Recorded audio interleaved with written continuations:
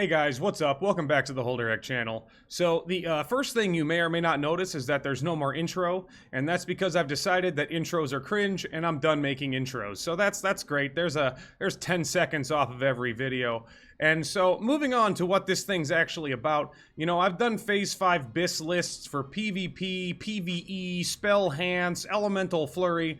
You know, I've kind of milked the Phase 5 video cache dry, except the one thing that I never really went over was in what order you should get these items, and you know, whether or not you're in like a DKP guild or a EGPG, Easy Peasy, BBW, BBC guild, whoever your loot council is. So this is going to be the loot priority guide for Phase 5. I got your basic Phase 5 BIS. I have an alternate version of your Phase 5 BIS, depending on whether or not things actually work. Let's just hope they do. And then, you know, maybe we'll go into maybe some spell enhancement stuff at the end, but you know, we're really just going to be focusing on PvE DPS for the enhancement Shaman. Let's go. First things first, I'm just going to show you the generalized, basically accepted BIS list for Phase 5 single target PvE DPS. I have other videos going over why this is BIS and why you should choose these items, so I'm really not going to go over that in this video. I will say that I do make these lists, generally speaking, for orcs with axes speccing into elemental devastation. You don't have to do that, especially for my Tauren and Troll boys. To get that extra 3% hit, you can always just go into Nature's Guidance, into Restoration. Given that AQ is a death trap, and we're probably going to die a bunch of times in a lot of really stupid ways, either to the mechanics of the instance itself. Oh my... I don't want to talk about it. Or to PvP, trying to get into the instance. Relying on world buffs like Elemental Devastation does isn't necessarily going to be the best way forward in the first few weeks to maybe a month or two, who the hell knows, of AQ. So, that being said, you can change some of this gear very easily to get that 9% hit if you don't want to go into Nature's Guidance. You can take Boots of the Vanguard here, which you get from AQ 20, and just swap them into Boots of the Shadow Flame, which you would get from Blackwing Lair. Hopefully you can get a pair. I still don't have a pair, but you know, maybe you could get a pair, and that already throws you up to 8% hit. And then you can easily swap out the Quick Strike Ring for a Master Dragon Slayer ring or a Don Julio's band.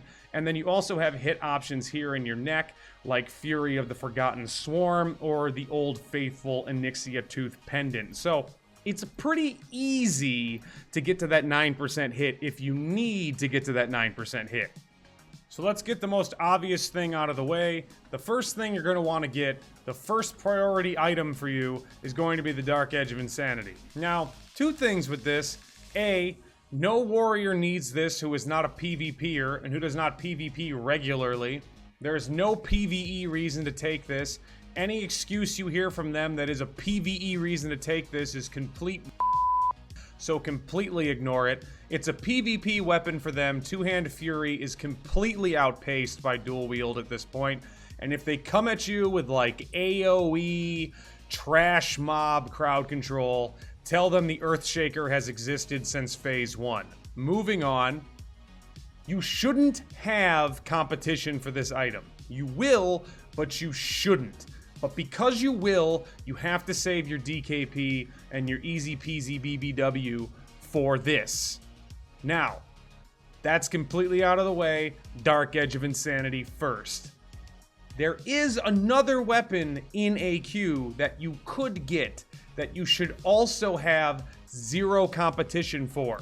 The Blood Drinker is an axe that could potentially scale with spell power and would be situationally pretty good in PvP because it's slow and it has a drain life proc which scales with spell power, or it should.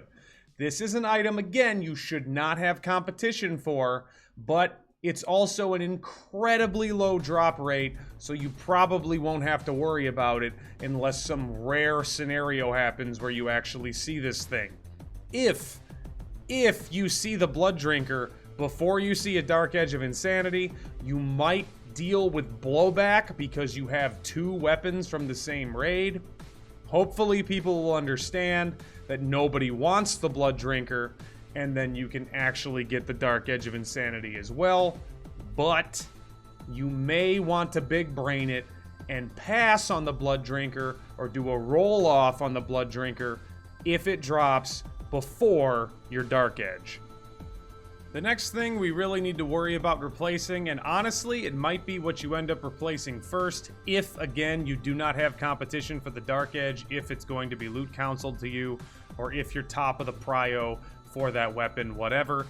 But the main thing we need to be doing in Phase 5 is the grand majority of us are still using Devil Soar or 3-piece Black Dragon Scale. And I know not everybody is. Some of us magically, stumbled onto Darkheart Pants and Shadowflame Boots and Abyssal Shoulders or Taut Dragonhide Shoulders, but that's not the grand majority of us.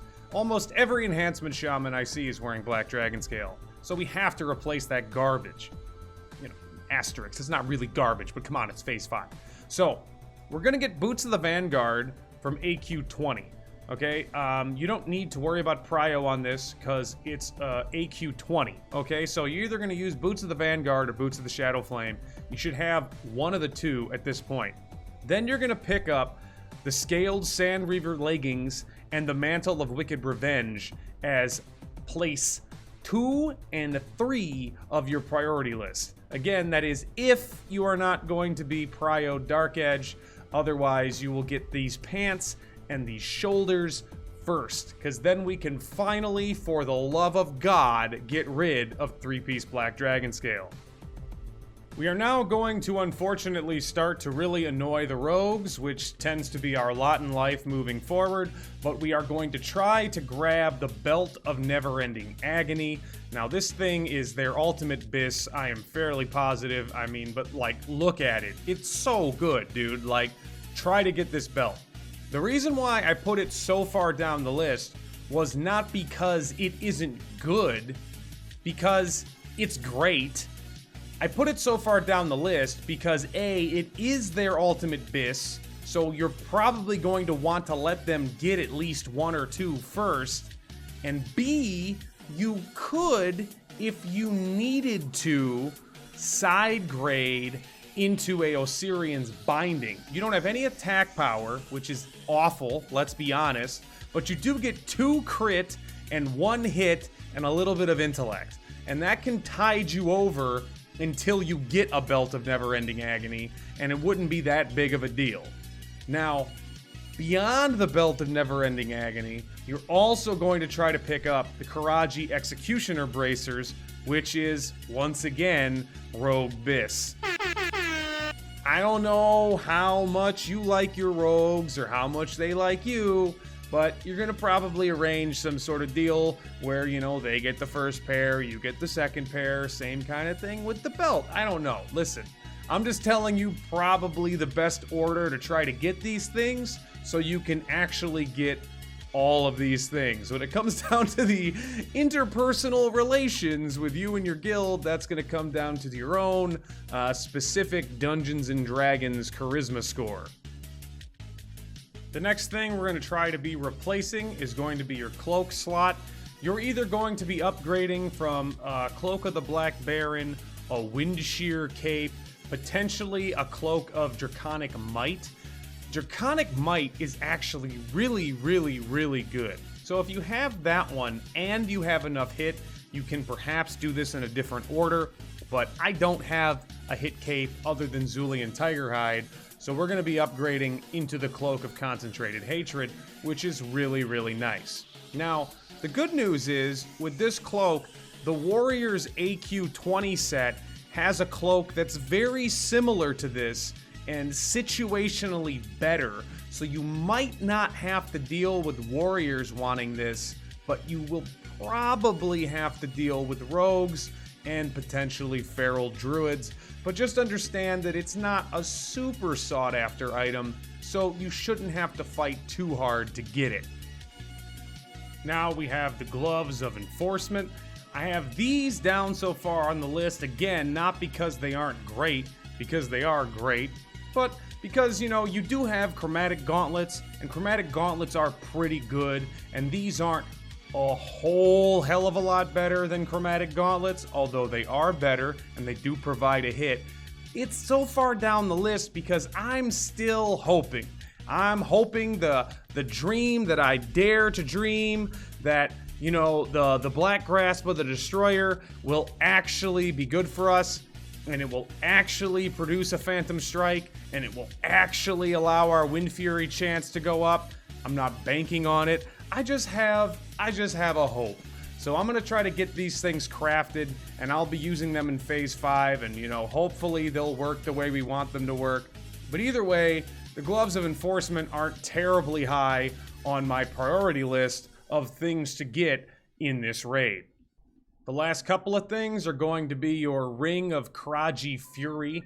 This ring's actually really good. It's basically Quick Strike, just a little bit better, not counting the ZG buff, but you would ideally be using Quick Strike and the Ring of Karaji Fury, barring any hit complications that you don't have.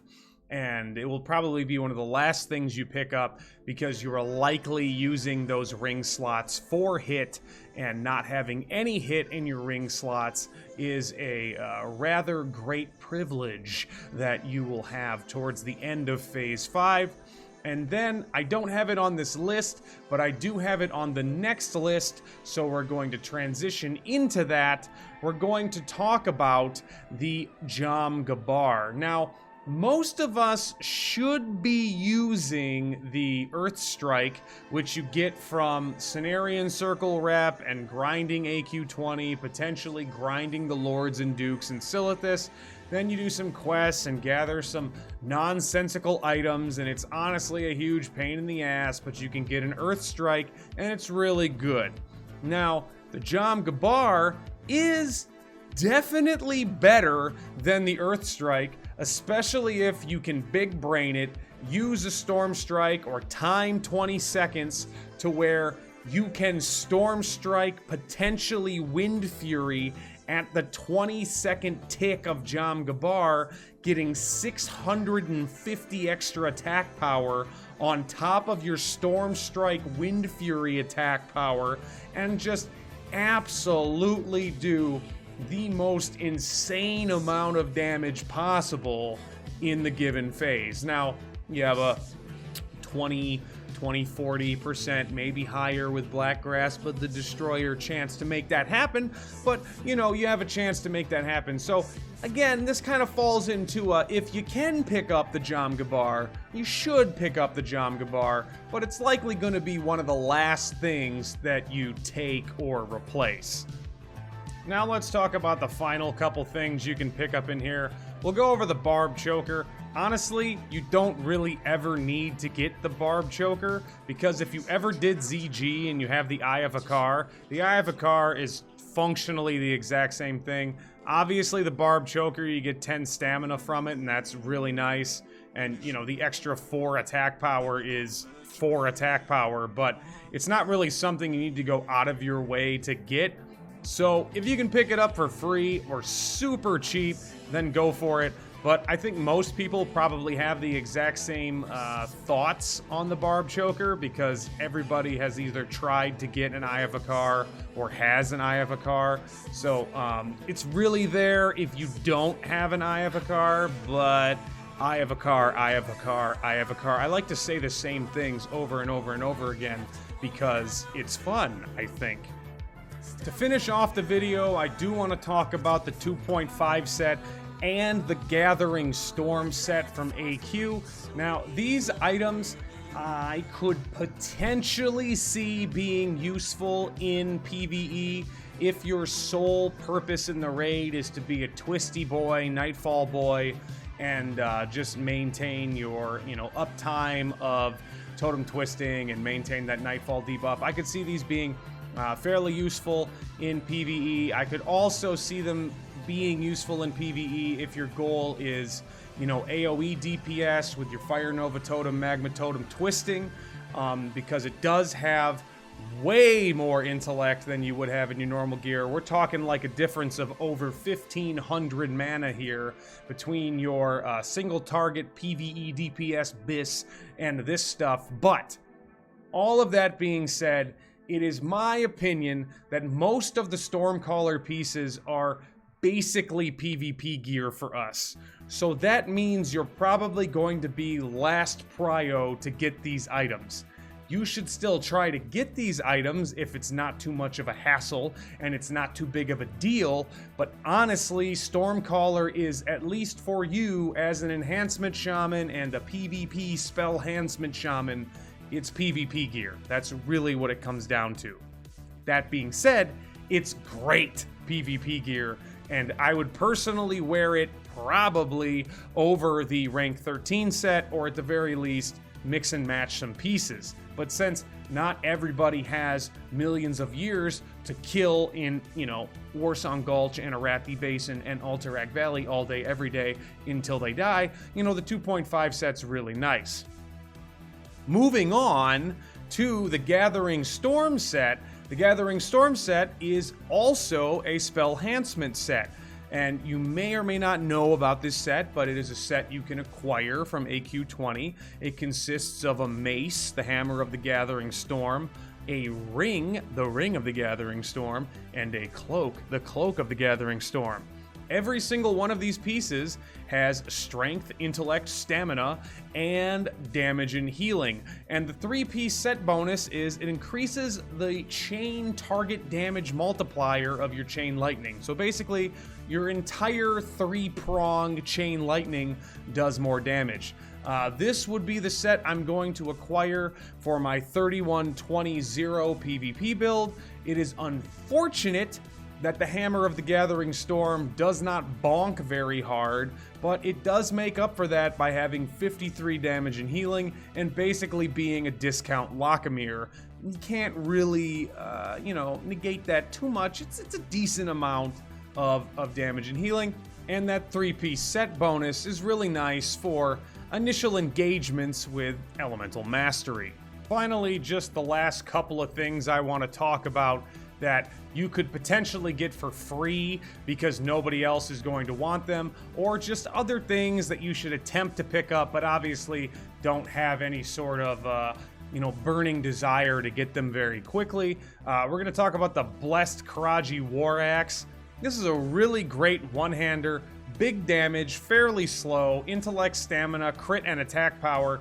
It's basically a weapon that was made for the PvP enhancement shaman, or potentially if you're running spell enhancement in PvE, if you have, that BDE and that's what you're doing in life. But Blessed Karaji War Axe is very, very nice. Also, you could probably pick up and get crafted a Jagged Obsidian Shield. This is, again, a PvP item, but it is a slept-on PvP item, and it is a really great way to make idiot mages that jump into you and start arcane explosioning silence themselves as you laugh and kill them. You also have the Gauntlets of Kalimdor, strength, intellect, spirit, and stamina on gloves with damage and healing and spell crit. You and maybe elemental shamans will be going after these things, but I don't think the elemental shamans are really going to want these because they have much, much better options specifically for them. You have the Grasp of the Fallen Emperor, strength, agility, intellect, stamina, damage, and healing in MP5. This thing is basically a better version of the Primalist linked belt from Blackwing Lair. Yes, it has one less damage and healing, but it also has agility, which makes it way better. And it is also something that you should basically get for free because nobody else is going to want this thing. So having a free PvP belt is pretty nice. Lastly, I wanted to talk about the Petrified Scarab, also potentially used in conjunction with that Jagged Obsidian Shield. Increases your spell resistance by 100 for 60 seconds every time a hostile spell lands. The bonus is reduced by 10, but basically you blow the Petrified Scarab, you wear the Jagged Obsidian Shield, all the casters cry, and you laugh. That's life. That's just life in PvP. with the Petrified Scarab and the Jagged Obsidian Shield. Now, the Petrified Scarab, you have to kill the bug trio in a specific order, and if I do recall, the order in which you have to kill them to get the Petrified Scarab is not the order in which most people will kill them, so it's going to be a end of phase kind of item, but it's a very nice item to have in your back pocket in case you're fighting casters at any given time ever. Also, I know I said that was the last, but it's not the last. Something that I never even talked about, but the Obsidian Mail Tunic. This is technically your BIS chest piece moving into Phase 5. It is slightly better than the Savage Gladiator chain. It is moderately better than the Ruined Bloodstained Huberk, but you can decide to use any of those three, and you would probably be fine moving forward.